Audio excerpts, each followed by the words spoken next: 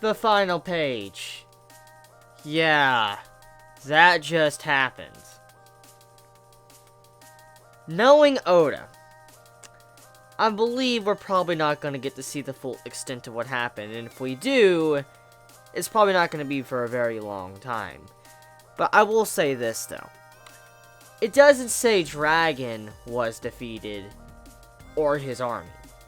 It just says that the headquarters has been destroyed. And there's a lot of shadiness about this, which I will talk about in a little bit in due time.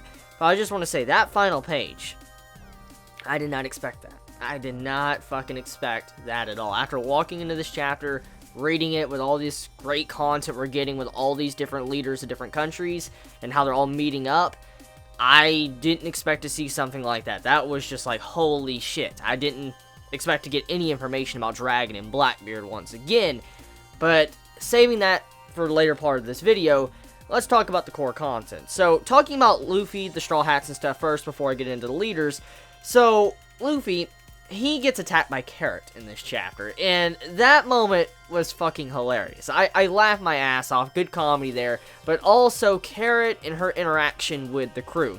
Now, I gotta say, I'm not one that usually goes on the limb here to say that I vote this person to be like the next crew member, but after seeing Carrot and her dialogue and interaction with Luffy and everybody in the crew, I'm on that fence where I can probably say, I hope she joins. I really hope she joins the Straw Hats. We know Jinbei, he will join the crew eventually, but at this time, though, we don't have anyone from the Mink tribe, and if Carrot joins, I feel like it'd be a good thing, because if we do look at the roster of Straw Hats at the moment, we only have a couple of female characters in the Straw Hat crew, and so if Carrot also joins, it would kind of even the balance of it, but also, I feel like the skill set of Carrot fits in with the entire cast so far. The way she's interacted with Luffy, she's, you know, kind of attacked Luffy, and then also she attacked Zoro in the past. There's been these interactions between the characters, and she seems like she's able to, you know, hold her own self up and be able to be strong on her own, and also because she wants to go on an adventure, and how she snuck on this boat without even asking anyone at all. And this reminds me of the situation with Nico Robin. If you remember Robin, this is kind of similar, not the exact same, but it's a little bit similar in a way, and I noticed that she snuck onto the boat, and she's there to just go on an adventure and go with Luffy. So, funny stuff. Now, besides that, however, talking about the other content, like the main beef of the chapter, a bunch of leaders are meeting up, and we already knew there was a bunch of people on the move. We already knew like a party was happening, a celebration. We kind of already knew this, but we get more clarification to what is going on. Apparently, all the world leaders are meeting up. It happens every few years, and all the world leaders meet up. They discuss things of what's going on in the world, different events and stuff, and then probably talk about what they could do for the future. And so all these different leaders in different countries, islands, all across the world are coming together in one central location to talk about things. And because of this, this opens up something very interesting. And I've been talking about this in the past couple chapters, but also this is very strange, the way this chapter was structured. Because if we focus on this chapter, this entire chapter was focused on characters that were not the Straw Hats. And so it was kind of like the Straw Hats are kind of pushed to the side a little bit, just to focus on other events going on. And these chapters, to be honest, are actually very rare and very far in between other regular chapters. So I was actually satisfied to see this chapter focus on other characters. Not saying that I don't like the Straw Hat crew, which I love them. I love all the characters. I'm just saying, seeing this type of chapter, it was like a breath of fresh air, but also great setup, and also the atmosphere that this chapter is setting up is rather shady.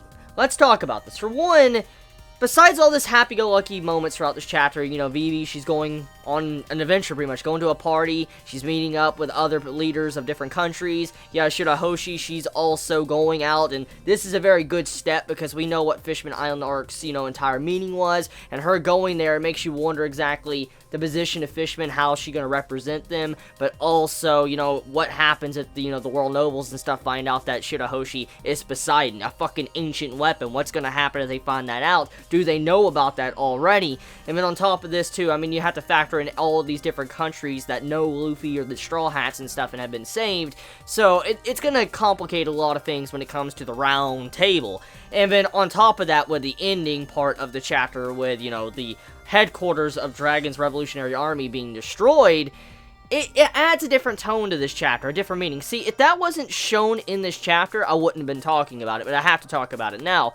It's very strange how Oda structured the chapter, because he builds up this entire chapter showing these characters and stuff that are going to be attending this, you know, meeting. And at the end, we see Dragon's headquarters destroyed. And it's on the news, it's in the paper, and all that. And it's very weird, because, for one, I thought Dragon's headquarters is supposed to be secret. It's supposed to be secret. It shouldn't have been found, at the very least. So, it's very shady, since it's his main headquarters and all that, and you had it to where Blackbeard's crew was trying to find his headquarters and stuff. It just goes to show you that something weird is going on here. How does the media know about Dragon's fucking headquarters? It just, yeah, that reeks of shadiness. But on top of that, too, though, it never mentioned that Dragon or his crew was hurt.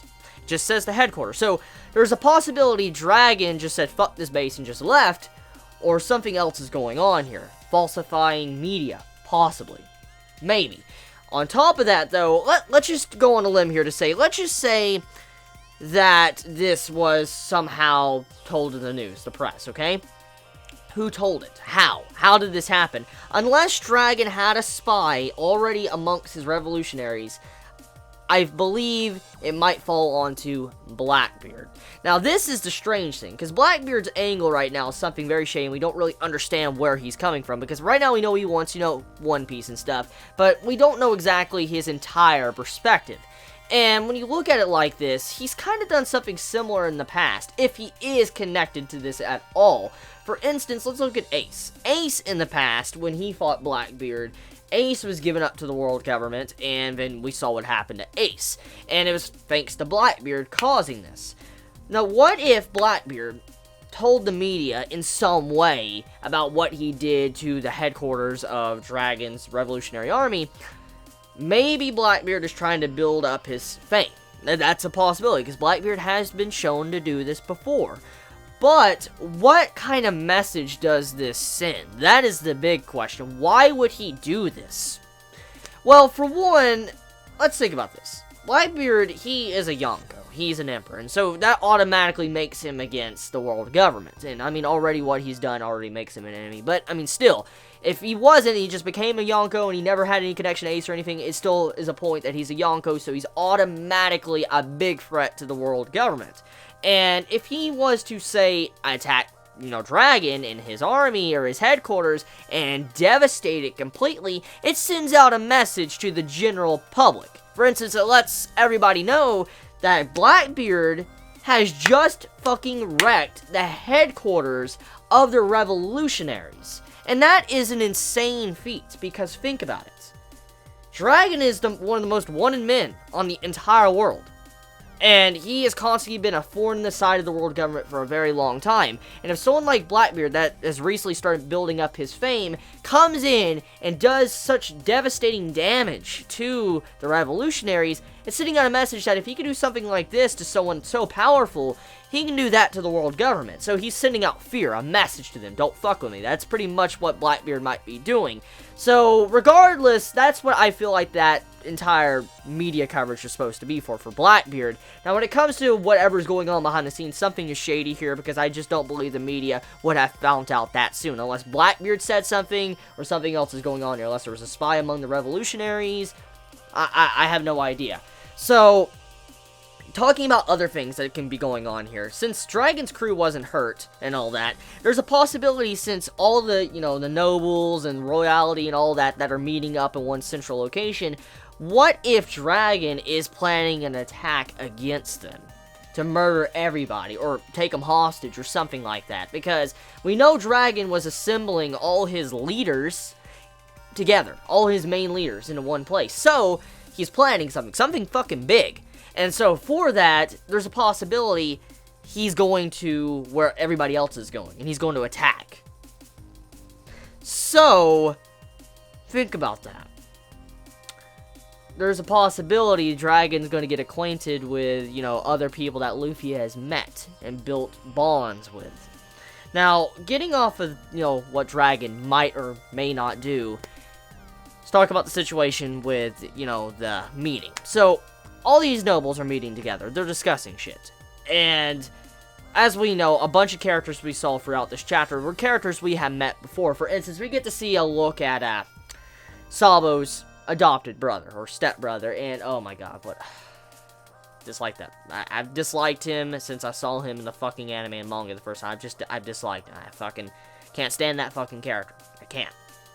And we get to see the back of his head in this chapter, so yay, we're gonna get to see him in this upcoming arc. Hopefully, hopefully he gets punched in the face by someone. But anyways, main thing is a bunch of characters are meeting up, and there's a bunch of bad characters that are going there, and a bunch of good guys, and possibly more future allies. But we do know that there's a strong, Straw Hat vibe there. For instance, the Straw Hats have kind of been together with a lot of these different countries that are going, and we see like Vivi going, we see Rebecca, we see, different other kings from different countries, we have the Soccer Kingdom going, and I mean, we even see Wapple, and hopefully I'm saying his name right. It's been a long time since I've actually even spoken about him, but he's also in this chapter, which he's a threat, obviously, because, I mean, he says he's made an evil Drum Kingdom, so he wants revenge against Soccer Kingdom, and there might be a spat between them in the middle of the meeting on top of everything, so adding more drama. But, since so many of these characters that are going have had bonds with Luffy, I'm willing to bet that they're probably going to protect each other, and probably discuss the matters of what Luffy's been doing. And after the stunt with what Fujitora did with the media and shit, I'm willing to bet also it's going to be a topic of discussion. Now, Shirahoshi, since we know she is technically a mermaid in a way, and we know how, nobles and shit view mermaids or fishmen. Well, we already know. We've been through that entire theme already throughout One Piece quite a bit. And with Shirahoshi, going there, I want to bet there's going to be a lot of racism and stuff that's going to be probably taking place in the arc, and most likely all the people that have been with Luffy or, travel with him or Luffy's help, they're probably going to protect her. So I'm willing to bet that our little mermaid princess is going to be fine, but there's probably going to be some issues that go along with it. So yeah, this chapter of One Piece, a very good chapter. I have really no complaints whatsoever. A lot of build-up, a lot of setup, and I can't wait to see what's going to happen next. Let me know your thoughts in the comments below. Please be safe. Chibi out.